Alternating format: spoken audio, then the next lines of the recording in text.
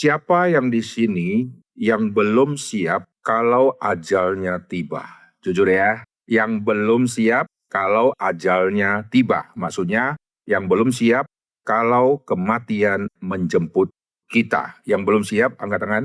Jujur ya, jangan sorohan ya. Yang belum siap, angkat tangan. Yang sudah siap, dulu ada orang berkata begini ya, saya yakin mati masuk surga. Semua yakin kalau sudah percaya Yesus mati masuk surga. Tapi kalau disuruh duluan, tidak ada yang mau duluan. Betul nggak? Ayo di sini siapa yang mau duluan? Kecuali yang banyak utang ya. Begitu mendengar kata kematian, semua ketakutan luar biasa. Kalau dokter sudah vonis, umur sisa 1 minggu atau 1 bulan, maka kita akan lihat kesedihan demi kesedihan akan mengikuti hari lepas hari kita. Padahal, waktu kita sehat, kita berkata, saya sudah siap. Kenapa kita berkata, saya sudah siap? Bukan hanya karena kita percaya Yesus sebagai Tuhan dan Juru Selamat, karena waktu kita berkata siap, kita bayangin matinya enak, susah. Banyak orang kira, kalau saya mati dengan kena jantung, apalagi lagi tidur enak, mimpi ketemu setan, lalu teriak-teriak histeris, lalu mati. Wah, enak sekali. Penderitaan cuma berapa detik. Tapi masalahnya, ada yang matinya 20 tahun kemudian setelah divonis kanker atau stroke sampai 20 tahun. Masih berkata, saya siap. Saudara bilang, tentu siap. Lebih cepat, lebih baik, karena sudah bosan saya lumpuh. Seringkali kita berkata siap, karena penyakit sudah begitu kronis. Seringkali kita berkata siap karena kita bayangin kita matinya enak. Kita tidak bisa pilih matinya mau seenak apa atau sesulit apa karena kita tidak tahu hari depan kita. Mari kita melihat di dalam kitab Mazmur di pasal yang ke-39. Mazmur pasal ke-39, saya akan baca di ayat yang ke-5. Lihat ayat ini, kita juga akan baca sama-sama. Mazmur 39, ayat yang ke-5, saya baca dulu, lalu kita sama-sama baca satu ayat ini. Saya baca dulu. Ya Tuhan, beritahukanlah kepadaku ajalku, dan apa batas umurku, supaya aku mengetahui betapa fananya aku. Sama-sama, 1, 2, 3. Ya Tuhan, beritahukanlah kepadaku ajalku dan apa batas umurku, supaya aku mengetahui betapa fananya aku. Nah sekarang, bagian yang kedua di Mazmur pasal 71 di ayat yang ke-9. Mazmur 71 di ayat yang ke-9, kita akan baca langsung sama-sama Mazmur 71 ayat ke-9. 1, 2, 3. Janganlah membuang aku pada masa tuaku, janganlah meninggalkan aku apabila kekuatanku habis. Jangan membuang aku pada masa tuaku. Nah, kita melihat kelahiran kita di dalam dunia mirip seperti hari di mana kita akan alami kematian. Waktu kita dilahirkan di dalam dunia dan waktu kita mau berpisah dari dunia, khususnya waktu kita masuk di usia tua, maka ada paralel kelahiran dan menuju ke masa kematian. Kecuali kita matinya muda, maka kita tidak alami paralel yang saya akan bahas ini. Apa maksudnya paralel kelahiran dan menuju kematian? Waktu kita pertama dilahirkan, kita penuh dengan tangisan dan air mata. Waktu kita mau meninggalkan dunia ini, maka kita akan banyak keluarkan tangisan dan air mata, khususnya tangisan kesakitan yang kita alami kalau kita ada penyakit yang kronis dan di rumah sakit kita akan teriak-teriak dan kita terus akan meneteskan air mata karena sakit yang kita alami, ditambah lagi air mata karena penyesalan akan hidup, karena kurang melayani Tuhan dan bersalah kepada Tuhan karena umur sudah seperti ini belum menghasilkan buah. Saya pernah mengunjungi satu orang yang sebelum meninggal dunia, dia sakitnya luar biasa dan dia tolak untuk dikasih morfin supaya dia tahan penderitaan ini. Akhirnya keluarga tidak tega melihat dia begitu sakit, maka keluarga diam-diam bisik kepada dokter, suntikan saja, karena mereka tidak tahan melihat dia terus teriak dan sakitnya luar biasa, dan dia akhirnya meninggal setelah beberapa bulan di rumah sakit.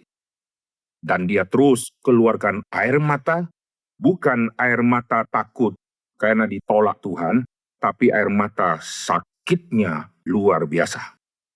Waktu kita lahir, kita isi dengan tangisan dan air mata. Waktu kita mau mati, kalau umur kita sudah tua, kita akan isi juga banyak tangisan-tangisan. Ada yang tangisan karena kekecewaan hidup, karena anak-anak cucu meninggalkan dia, ada karena penyakit yang sangat kronis, ada yang karena takut menghadapi pengadilan Tuhan yang begitu mengerikan. Lalu waktu kita dilahirkan, kita tidak bisa balik-balik badan kita dibalikin oleh mama atau suster. Waktu kita tua, kita akhirnya tidak bisa balikkan badan kita lagi karena kita sudah lumpuh. Dan suster yang akan memandikan kita, yang membalikkan badan kita, waktu kita baby dipakaikan popok, waktu kita tua dipakaikan pampers. Lalu waktu kita baby, kita minumnya yang cairan, kita tidak bisa makan yang keras, maka makanan keras di blender. Waktu kita makin tua, organ tubuh tidak bisa lagi menerima makanan-makanan, maka yang adanya adalah cairan yang diinfus masuk dan makanan yang di blender, yang dimasukkan ke dalam perut kita. Waktu kita kecil, gigi mulai tumbuh 1, lalu 2, lalu penuhlah mulut kita dengan gigi yang komplit. Makin tua, copot 1 persatu, akhirnya sisa 1. Kalau sisa 1 di dalam, masih tersembunyi. Sisanya di depan 2 biji. Kayak kelinci, saudara ya. Mau ketawa, ndak enak. Mau pakai gigi palsu, lepas melulu. Kalau ketawa, dia ikut copot. Kita akan kembali seperti masa kecil. Gigi yang tadi 1 menjadi banyak, sekarang dari banyak akan menjadi 1, lalu akhirnya akan kembali ke ompong. Suara anak-anak, suaranya melengking, makin kita tua, suara kita akan menjadi seperti kanak-kanak. Waktu kanak-kanak, kita suka lagu kanak-kanak. Waktu kita tua, waktu kita sudah mulai kehilangan beberapa ingatan, kita akan ingat terus hal-hal masa kecil. Saya pernah melihat ada orang yang sudah tua, yang sudah di kursi roda, dia setiap hari nyanyinya lagu anak kecil. Dia didorong oleh suster, lalu berjemur, lalu dia nyanyi lagu, "Becak, becak, tolong bawa saya." Itu lagu masa kanak-kanak dia, dan dia ingat dia nyanyikan di masa tua. Waktu kita kecil, dijemur supaya dapat vitamin D. Waktu kita sudah berumur, suster juga jemur kita. Anak kecil dilahirkan, duduk di baby walker, lalu kita yang sudah tua didorong dengan kursi roda. Waktu kecil ada babysitter, waktu tua ada suster yang merawat kita. Kita waktu kecil tidak bisa pakai baju, maka dipakaikan. Kita sudah tua, kita punya baju juga dipakaikan oleh orang lain. Tuhan mengizinkan manusia mengalami hal seperti ini, sehingga manusia waktu menuju kepada tua, sama waktu manusia dilahirkan, ini ada paralel yang sangat-sangat penting.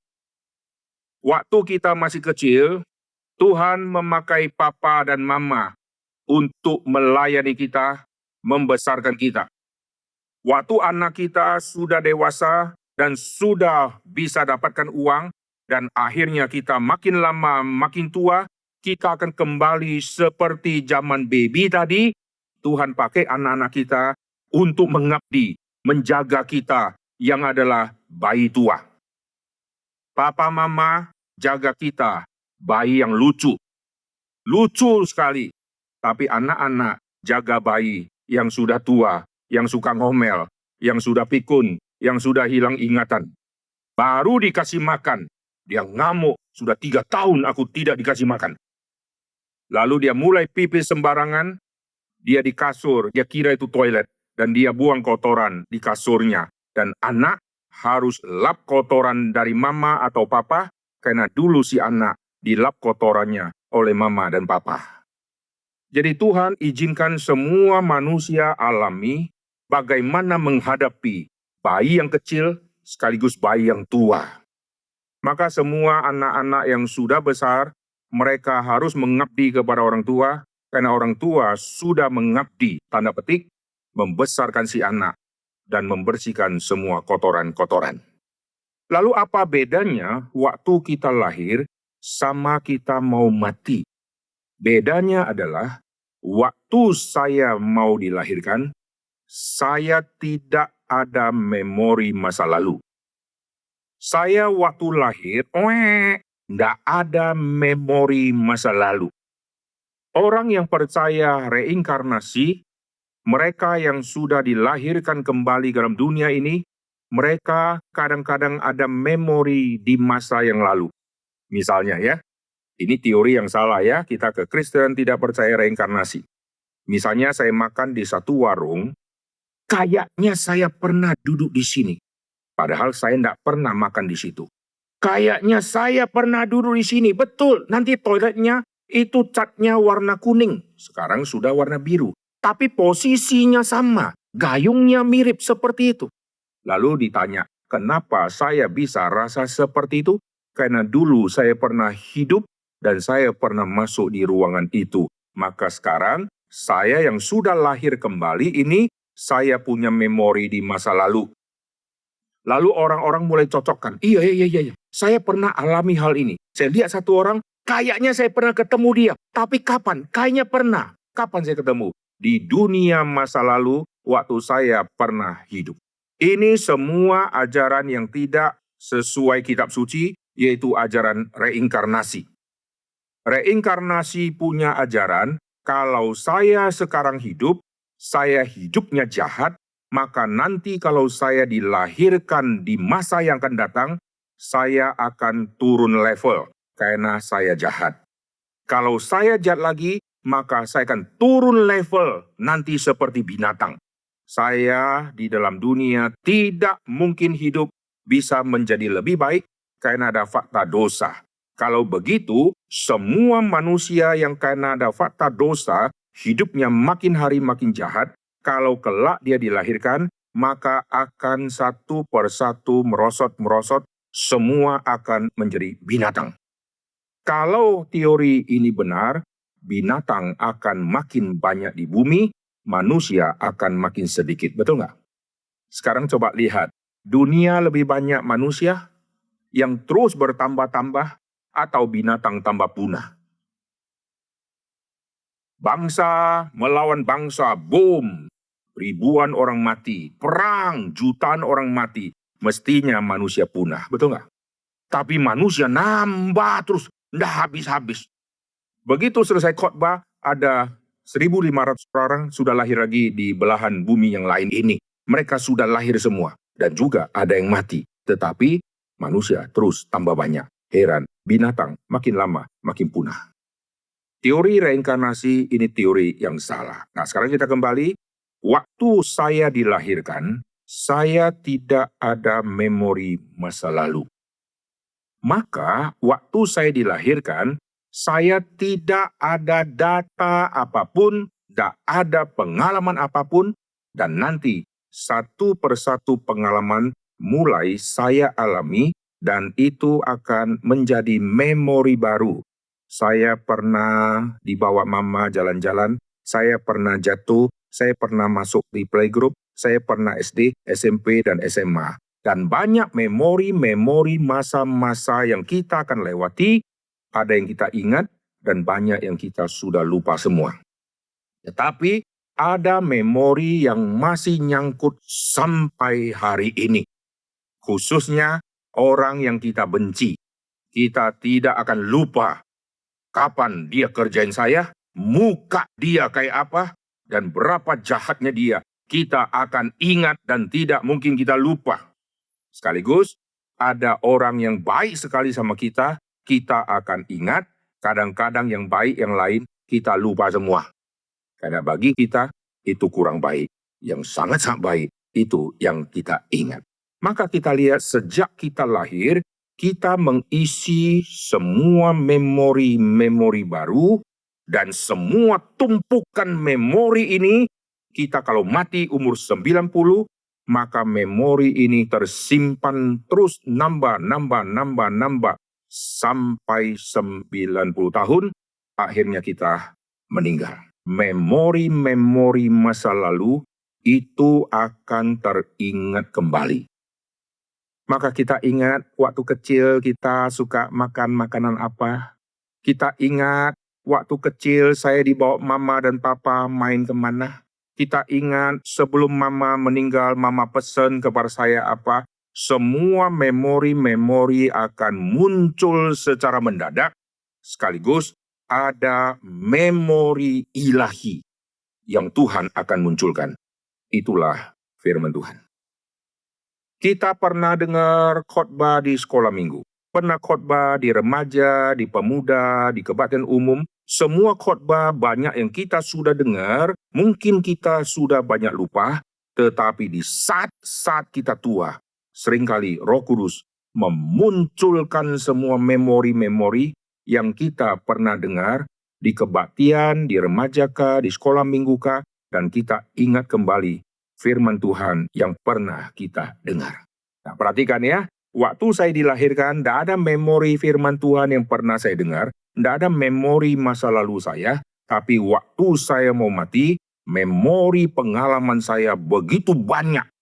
Sebagian nanti akan terulang, dan sebagian akan hilang, dan ada memori yang Tuhan munculkan, yaitu firman. Amin.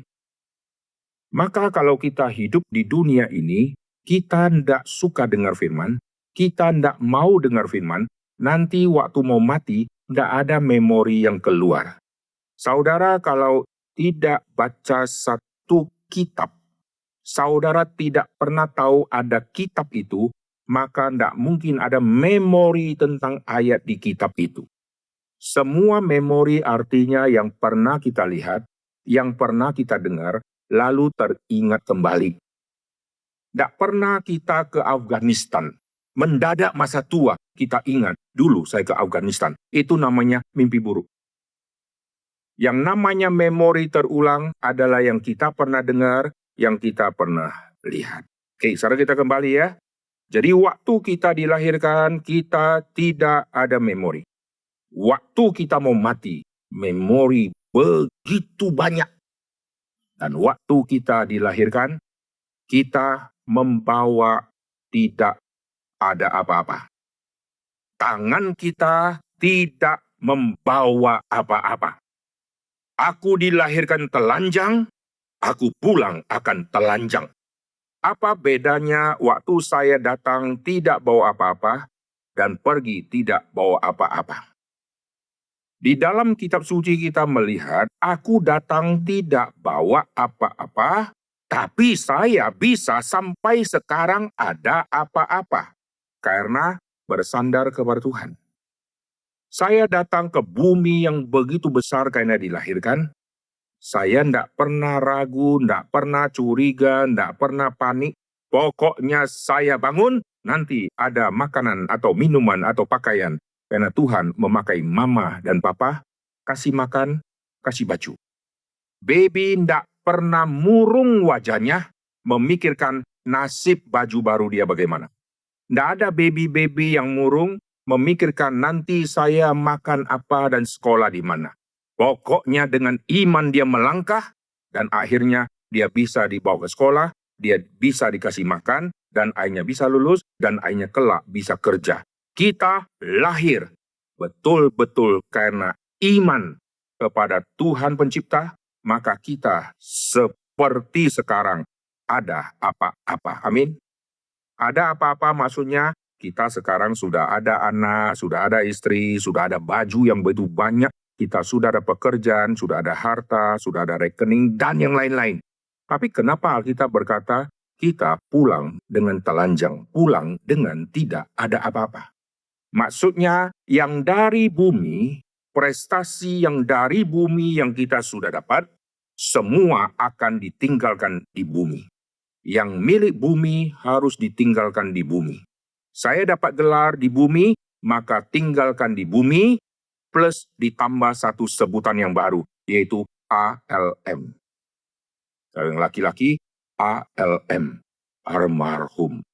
Sepanjang apapun gelar kita, waktu mati ditambah satu sebutan, ALM. Kalau yang wanita, almarhumah. Tidak peduli dia PhD atau apapun, semua kita akan dapat sebutan seperti itu.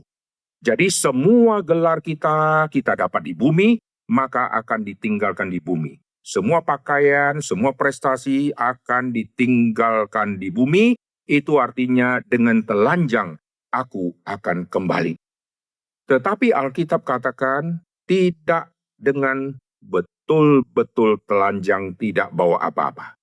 Alkitab mengatakan, jerih payah manusia di dalam melayani tidak sia-sia, dan Tuhan akan menghakimi manusia menurut perbuatannya, entah itu baik, entah itu tidak baik. Berarti perbuatan yang kita kerjakan di bumi, apa yang kita lakukan di bumi, anugerah yang Tuhan kasih kepada kita di bumi, yang kita sudah gunakan, yang kita sudah lipat gandakan, sekaligus semua kejahatan kita, semua akan menyertai kita, dibawa sampai ke tata pengadilan Kristus di dalam kerajaan kekal itu. Jadi saya tidak bawa apa-apa, betul. Harta, uang, saya tidak bawa. Karena yang milik bumi kembali ke bumi.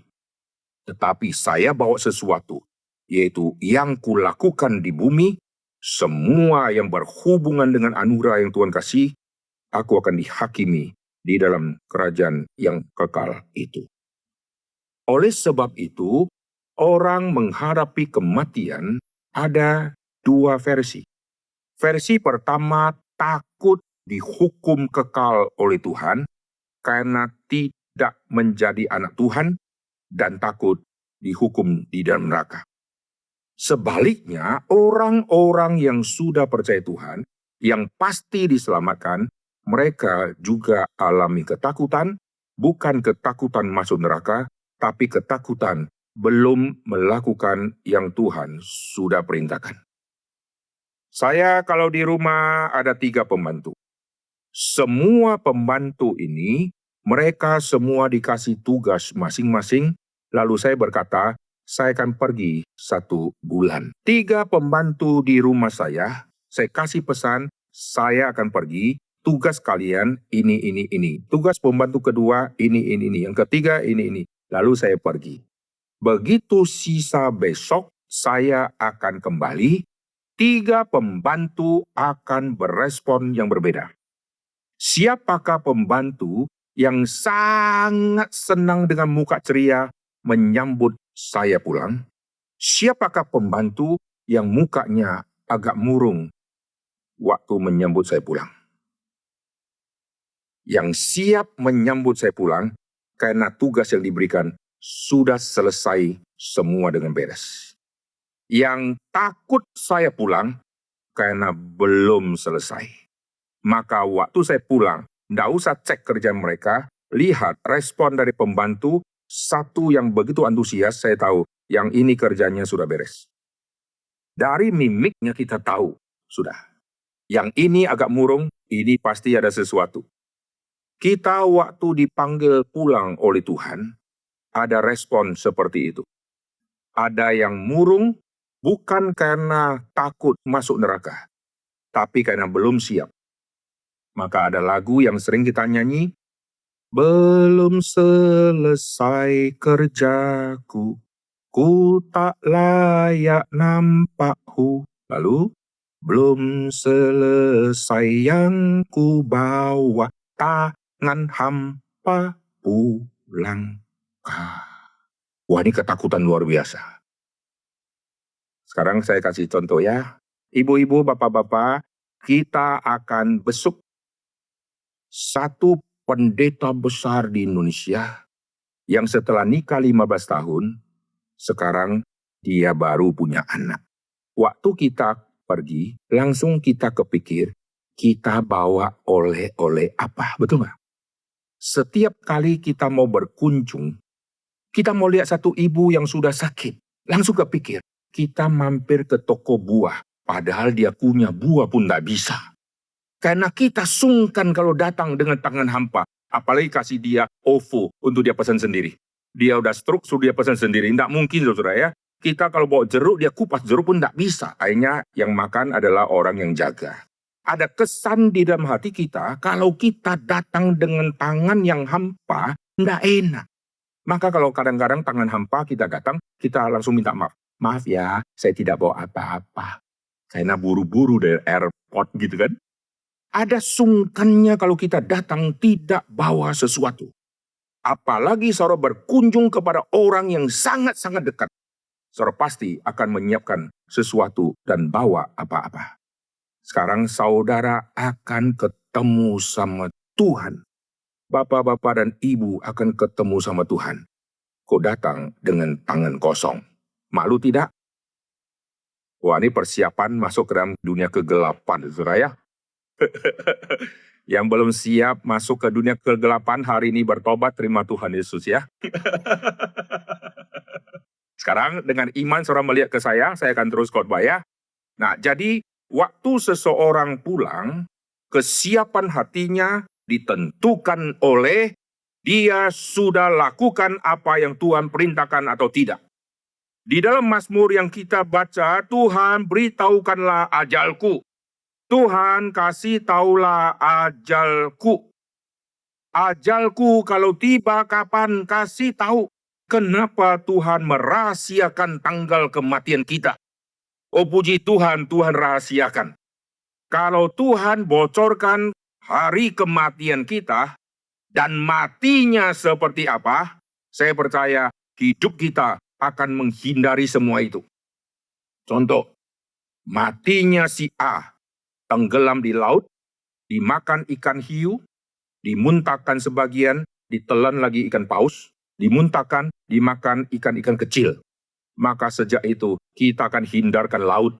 Tidak pernah akan pergi ke laut karena kita tahu kematian kita di laut. Kalau kematian kita ditabrak becak, seumur hidup kita pindah ke negara yang tidak ada becak. Kalau kematian kita ditentukan tahun berapa, misalnya saya mati masih 50 tahun lagi, maka kita akan hidup bebas-bebas, santai-santai, tunggu 3 hari sebelum mati, baru percaya Tuhan Yesus. Akhirnya manusia akan makin rusak, manusia akan menggunakan semacam anugerah yang Tuhan kasih, yaitu Tuhan beritahukan kapan ajalnya, sekaligus melawan Tuhan, tunggu detik terakhir, baru terima Tuhan Yesus. Maka jadi kacau. Tuhan sembunyikan tahun matinya kita dan tanggal matinya kita, supaya semua kita siapkan hati. Mempersiapkan kematian bukan hanya untuk lansia. Mempersiapkan kematian juga untuk anak-anak playgroup. Amin. Banyak anak-anak dia belum sadar hidupnya sisa berapa menit. Begitu dia dada sama mama papanya ke sekolah, tidak pernah pulang lagi. Saya pernah di satu sekolah di pelosok, kapseknya berkata, Pak, minggu lalu anak kami yang sekolah di sini ada satu baru meninggal. Kenapa meninggal, Pak? Mereka tinggal di pedalaman, kalau ke sekolah mesti seberang 3 kali sungai.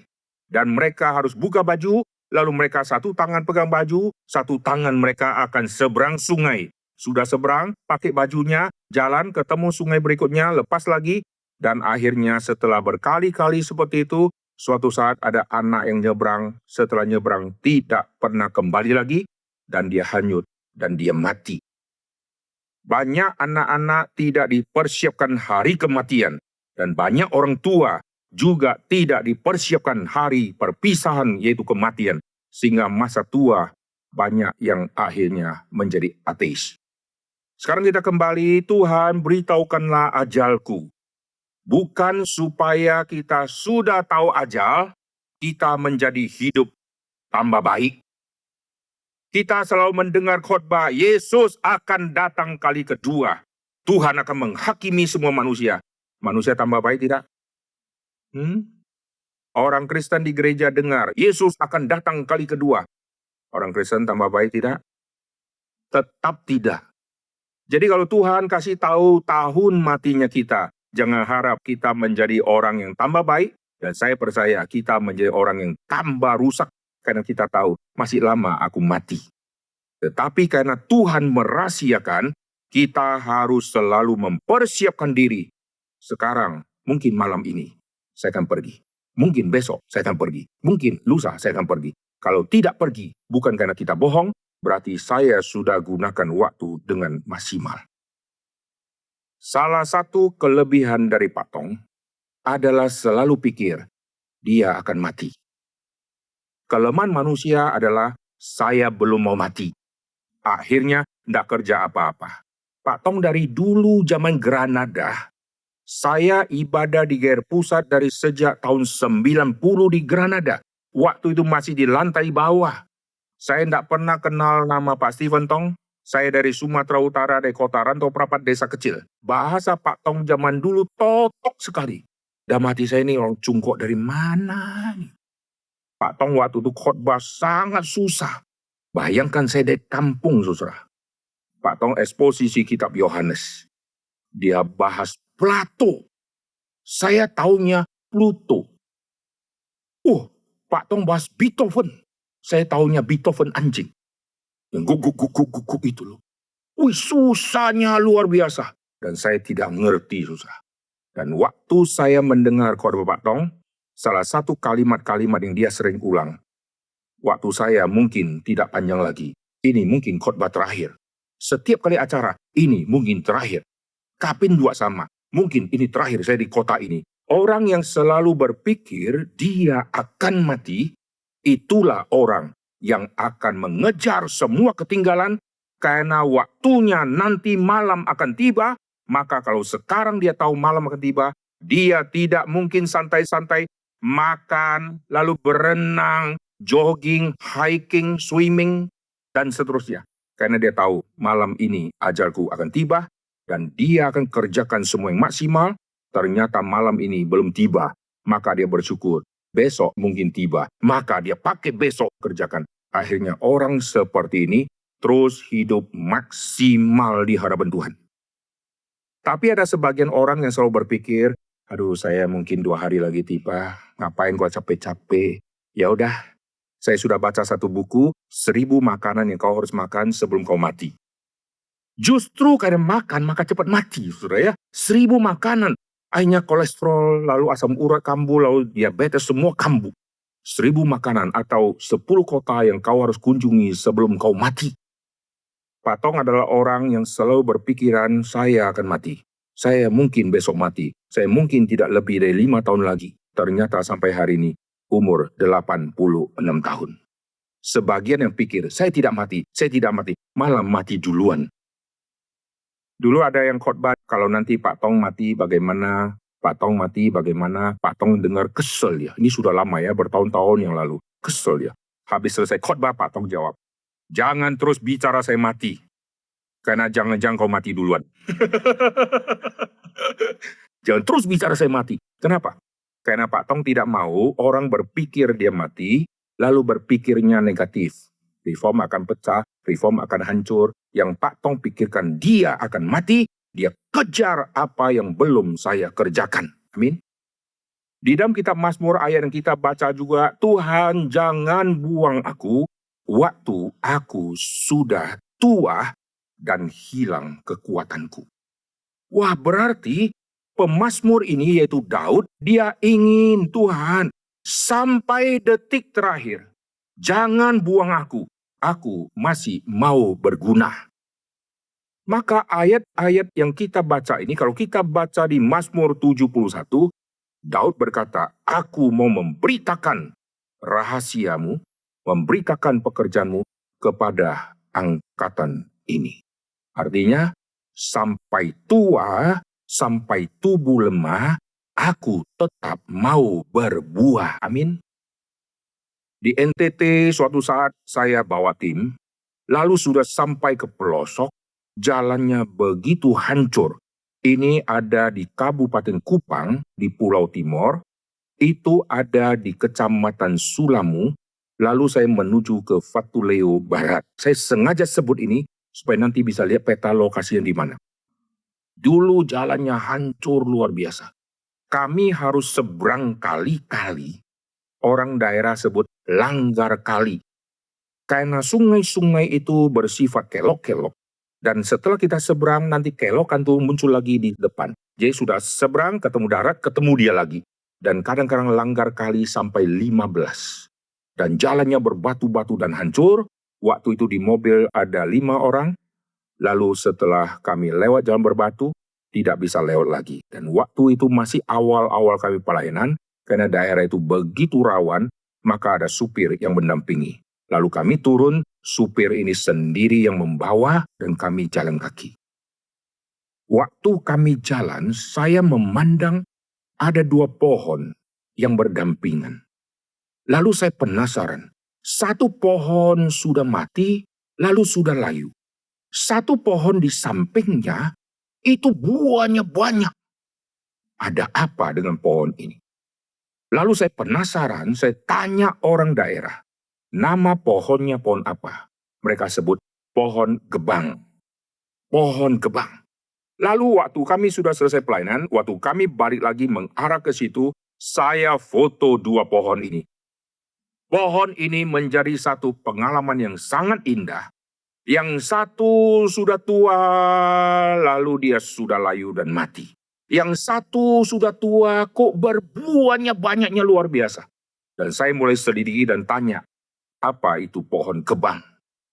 Pohon gebang mempunyai satu ciri, makin dia tua dan sebelum dia mati, dia keluarkan buah yang sangat banyak.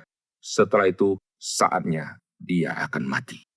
Wah, puji Tuhan, ada pohon yang Tuhan cipta dengan luar biasa. Sudah tua, berbuah lebat, lalu dia mati. Kebanyakan pohon, waktu muda, buahnya banyak. Waktu tua, sisa sedikit. Sawit waktu ditanam, mulai buah pasir. Mulai buah jadi banyak. Wah, panen besar-besaran. Setelah 25 tahun, makin ceking, makin kurus, tinggi. Buah makin sedikit. Sudah 30 tahun, sisanya tunggu waktu tebang dia. Karena buahnya sudah tidak berkualitas dan semakin sedikit. Semua pohon mayoritas waktu muda buahnya banyak. Waktu tua, sisa tunggu ditebang. Tapi pohon gebang, waktu tua, dia berbuah banyaknya luar biasa. Dan itulah tanda dia akan menuju kematian. Jikalau pohon bisa seperti itu, masa manusia tidak? Amin? Amin tidak? Sekarang saya tanya ya, bapak-bapak dan ibu-ibu di masa tua, ini jadi pohon gebang atau pohon yang tadi layu itu? Ayo jujur. Biasanya kalau orang udah tua ya, alasannya sama. Aduh, saya sudah tua, aduh, pinggang sakit. Jangan saya kesehatan tidak seperti tahun lalu. Ini persis encek-encek di kota Medan kalau yang punya toko. Cek, gimana usaha tahun ini, Cek? Aduh, tahun ini lebih susah dari tahun lalu, gitu ya. Tahun ini, misalnya ya, 2026, lebih susah dari tahun 2025. Nanti 2027 kita ketemu dia. Cek, gimana tahun ini? Tahun ini lebih susah dari tahun lalu. Berarti tahun 2026 lebih baik, gitu kan? Nanti 2028, Cek, gimana? Lebih susah dari tahun lalu. Artinya setiap tahun sebetulnya bagus, betul nggak? Sekarang, aduh saya sudah tua. Aduh sakit-sakit. Oke, sebulan kemudian kita pasti tubuh semakin lemah, betul nggak? Berarti setiap hari itulah hari kita yang paling sehat dibandingkan 2 tahun kemudian, betul nggak?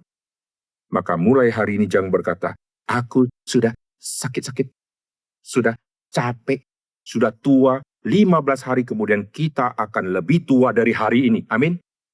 Maka tidak ada alasan, saya tidak bisa, saya sudah lemah. Hari ini saya lebih kuat daripada bulan depan. Maka hari ini kalau saya lebih kuat, gunakan untuk pekerjaan Tuhan. Amin. Sekarang saya akan tutup dengan contoh ya, karena waktu saya tidak panjang, kecuali sampai kematian memisahkan kita. Di dalam kitab suci, Yesus menjadi contoh yang luar biasa. Dari saat dia dilahirkan, lalu sampai nanti dia mati, kita melihat seluruh hidup Tuhan Yesus, khususnya dari masa dia mulai pelayanan di umur 30. Bukan berarti di bawah umur 30, Yesus tidak bersumbangsi apa-apa. Karena Yesus dilahirkan di dalam kebudayaan Yahudi, orang Yahudi baru boleh melayani harus umur 30 tahun. Maka Yesus di dalam kebudayaan itu baru keluar melayani di umur 30. Coba kalau kebudayaan itu boleh melayani di umur 12. Yesus sudah jadi dosen teologi ya. Karena di umur 12 tahun, waktu Yesus di Bait Allah, dia sudah mengagumkan semua orang-orang alim ulama yang lihat kecerdasan Yesus yang berbeda dengan anak-anak muda yang lain. Yesus saat itu bisa jadi dosen teologi ya, saudara. Tapi karena belum boleh melayani, dia harus kembali menjadi anak tukang kayu sampai berumur 30 tahun. Nah, perhatikan sejak dia umur 30 tahun, hanya 3,5 tahun. Yesus satu-satunya yang mengetahui tanggal berapa, bulan berapa, jam berapa, tahun berapa kematian dia. Dia tahu dia harus mati di hari Paskah. Paskah tanggal berapa? Tanggal 14. Bulan berapa? Bulan Nisan. Tahun berapa? Itulah tahun di mana Yesus mati. Karena Yesus mengetahui saatku sudah tiba di tahun itu, di Paskah itu, di bulan itu, di tanggal itu. Dan dia yang menetapkan jam matinya jam 3. Bayangkan Yesus divonis mati. Maka yang menerima vonis mati, kematiannya ditentukan oleh yang memvonis. Misalnya ya, saya penjahat kelas berat, divonis mati, akan ditembak mati, maka keluar tanggal kapan saya akan dieksekusi, jam berapa, lokasi di mana, lalu tanggal itu dan jam itu paling-paling molor karena persiapan serdadunya atau persiapan ini itu paling-paling molor berapa jam. Tapi kematian saya ditentukan oleh yang memvonis. Yesus kalau divonis mati, kematiannya ditentukan oleh yang memvonis. Tapi lihat, Yesus mati, Yesus menyerahkan nyawanya jam 3 sore, dia yang menetapkan kematian dia. Waktu Yesus sudah mati jam 3, akhirnya nanti orang-orang prajurit harus cepat-cepat mematahkan kaki orang yang disalib, karena jam 3 lewat sampai kena jam 6 sore, orang Yahudi sudah masuk di hari Sabat. Maka mayat-mayat tidak boleh tergantung di atas kayu salib, apalagi dia masih hidup. Supaya dia mati, maka kakinya harus dipatahkan, supaya darah keluar dan dia mati di atas kayu salib, cepat-cepat turunkan dan kuburkan sebelum hari Sabat. Oleh sebab itu, mereka melihat, mayat-mayat ada di salib, orang disalibkan, ada yang belum jadi mayat. Mari kita patahkan. Waktu penjahat dipatahkan kakinya, lihat ke Yesus lagi, Yesus kok sudah mati? Maka Yesus kakinya tidak dipatahkan. Karena Alkitab katakan kakinya tidak ada dipatahkan. Artinya, Yesus mati bukan karena dibuat mati oleh orang yang mematahkan kakinya. Tapi Yesus yang menyerahkan nyawa, Yesus yang menetapkan dia mati jam 3, karena domba Paskah dikorbankan mati jam 3, dan domba Paskah yang sejati yaitu Kristus, Yesus jam 3 menyerahkan nyawanya. Maka saat Yesus menyerahkan nyawanya, tabir tirai di bait suci itu terbelah 2. Yang memisahkan tempat suci dan maha suci terbelah 2, artinya tidak ada lagi pembatas. Kita bisa langsung datang kepada Bapa, tidak usah melalui perantara. Karena Kristus sudah menjadi perantara kita, tidak usah via imam-imam lagi. Jadi Yesus satu-satunya yang mengetahui kematian. Perhatikan, dari umur 30 sampai umur 33,5 tahun, hanya 3,5 tahun. Yesus lakukan semua yang tertulis tentang dia di dalam PL. Begitu banyak Yesus harus genapkan satu-satu. Dan itu beratnya luar biasa. Tapi Yesus sudah lakukan waktu dia menjadi manusia. Kalau Yesus sebagai manusia, dia adalah Allah yang jadi manusia, menjadi contoh, masakan kita lakukan yang hanya 10%. Kok kita tidak bisa? Kalau kita lakukan yang 20%, kenapa kita tidak bisa? Kita lakukan 50%, kenapa kita tidak bisa? Jangan kita tahu rohani, saya bisa lakukan 100% seperti Yesus. Wah, kita pasti susah. 10% saja, masa kita tidak bisa? Mestinya kita bisa, amin. Karena Tuhan kasih kita waktu sampai umur 80, Tuhan kasih waktu sampai umur 90, sampai 70. Yesus hanya 33,5 tahun diam dunia, dan pelayanan dia cuma 3,5 tahun. Kita sudah melayani 30 tahun, tidak selesai-selesai. Karena kita terlalu lambat dan malas. Perhatikan, sepanjang Yesus hidup, 3,5 tahun dia melayani, dia melakukan begitu banyak, dan banyak buah-buah yang dihasilkan. Lalu perhatikan, sudah disiksa, sudah sakit, dan sudah sangat lemah. Karena darah sudah keluar, lalu keringat terus keluar waktu dia dipaku, dijemur, dan itu pedihnya luar biasa. Dan di tengah-tengah kondisi yang sudah sangat tidak memungkinkan untuk dia bicara banyak, siapakah orang yang didapat oleh Tuhan Yesus sebelum Yesus mati? Itulah penjahat di samping Tuhan Yesus. Bayangkan kita yang masih sehat, kalau si suami sudah kerja capek berhari-hari di luar, waktu pulang, istri yang sudah nonton drakor 50 episode, ingin suami dengar 13 episode. Begini Pi, jadi ceritanya begini, ya suami ya. Kesimpulannya dia mati atau hidup? Dia cerai nggak? Gimana? Anaknya mati nggak? Begini loh, harus dengar dari awal supaya papi mengerti ceritanya. Aduh, dia bosen, minta ampun. Hanya si istri terus cerita, si suaminya tidur. Kenapa? Karena sudah capek, malas ngomong, betul nggak? Apalagi debat. Aduh, sudah capek. Yesus di atas kayu salib sudah begitu lelah. 2 penjahat, satu di kanan, satu di kiri. Mereka cerewet luar biasa, celah-celah dia. Dan Yesus tetap diam. Sampai ada satu penjahat, Roh Kudus mencelikkan mata rohani dia. Dan dia berkata, "Hei, kita selayaknya mendapat hukuman seperti ini." Tapi Yesus tidak. Nah, perhatikan ya. Pada saat si penjahat ini merasa dirinya orang berdosa, orang kayak beginilah yang Yesus cari. Aku datang bukan mencari orang benar. Waktu engkau merasa diri benar, kau mencela Tuhan Yesus, aku tidak datang mencari engkau. Waktu satu merasa dirinya orang berdosa, dan dia tegur temannya, kita selayaknya mendapat hukuman seperti ini, dan orang inilah yang Yesus jawab dia. Satu-satunya pertanyaan yang Yesus jawab di atas kayu salib, Yesus menjawab si penjahat ini. Yesus, ingatlah akan aku, dan dia menjawab, hari ini engkau bersama dengan aku ke Firdaus. Jadi perhatikan, itu detik-detik akhir sebelum Yesus mati, di tengah-tengah kelelahan dan situasi tidak memungkinkan, tidak enak untuk bicara banyak, karena sudah pedih. Tapi Yesus gunakan detik-detik yang terakhir, masih memenangkan orang. Maka nanti kalau Tuhan izinkan kita sakit ada di rumah sakit, selama kita masih sadar, belum di ICU, tidak bisa ngomong lagi, Tuhan masih bisa pakai mungkin itu memenangkan orang di ranjang sebelah kita. Yang terus-menerus teriak, takut. Tuhan bisa memakai kita. Ingat, Yesus di atas kayu salib, kondisi tidak memungkinkan, tapi Yesus tetap menyelamatkan orang ini. Tuhan bisa pakai kita, amin. Itu sebelum Yesus mati, masih berbuah. Sekarang, Yesus mati. Nah, selalu kita bicara, kita harus berbuah waktu kita masih hidup.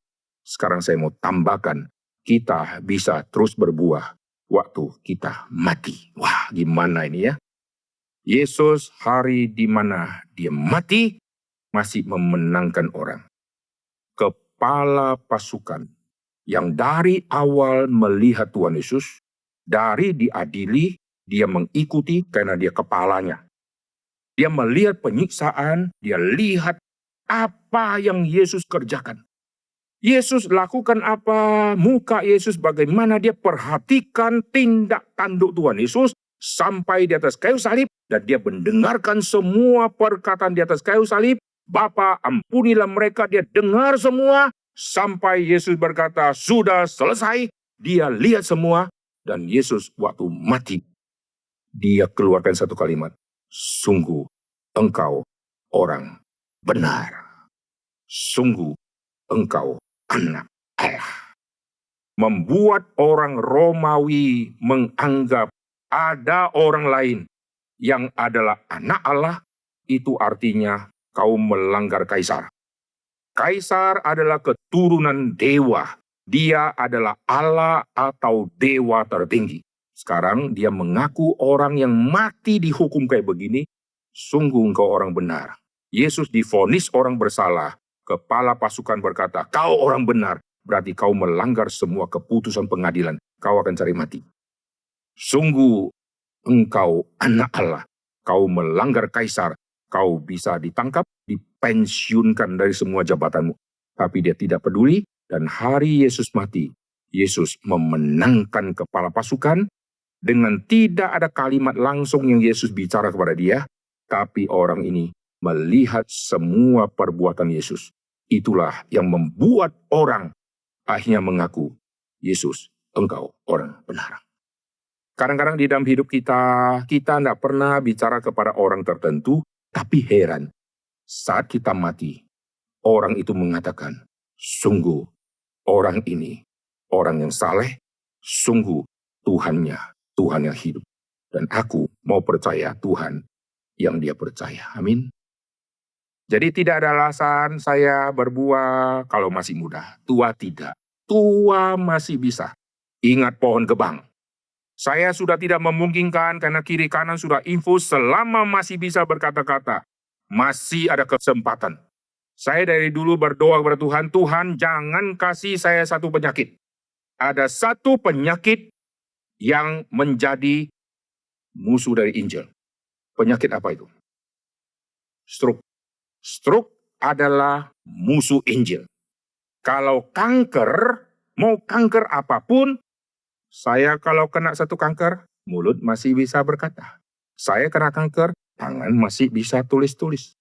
Kalau sudah stroke, lihat ya, tangan dibengkokkan begini, tulis pun tidak bisa, WA pun tidak bisa, lihat ya. Kalau sudah stroke, mulut tidak bisa ngomong. Orang bilang, udah lah, nggak usah ngomong, susah gua denger gitu kan. Mulut kalau sudah tidak bersaksi, tangan nggak bisa tulis-tulis lagi, kaki mau jenguk orang, kaki sudah tidak bisa gerak, lalu badan tidak bisa bergerak lagi, otak tidak bisa gunakan dengan baik lagi, mata mulai kunang-kunang, akhirnya tidak bisa kabarkan Injil lagi. Itulah penyakit yang bagi saya adalah musuh Injil. Perhatikan semua penyakit kita lihat, ada yang mulut masih bisa berkata, tangan masih bisa kita pakai untuk tulis atau untuk chatting. Tapi stroke mematikan semua ini. Dan apa yang dimatikan oleh stroke ini semua berhubungan dengan penyakit yang Yesus sembuhkan, yang adalah tanda Mesias. Mesias kalau datang, dia akan menjelikan mata orang buta. Stroke, diabetes, semua akan membuat mata jadi kabur. Mesias datang, dia akan menjelikan mata orang buta. Mesias kalau datang, dia akan membuat mulut berkata-kata, yang bisu akan berkata-kata. Stroke membuat yang berkata-kata jadi tidak bisa berkata-kata. Dia akan membuat yang lumpuh melompat-lompat. Dan dia akan membuat yang tuli bisa mendengar. Itu adalah tanda Mesias. Maka sebelum organ kita makin hari makin rusak, mari kita berbuah. Amin. Yesus sudah jadi contoh ya.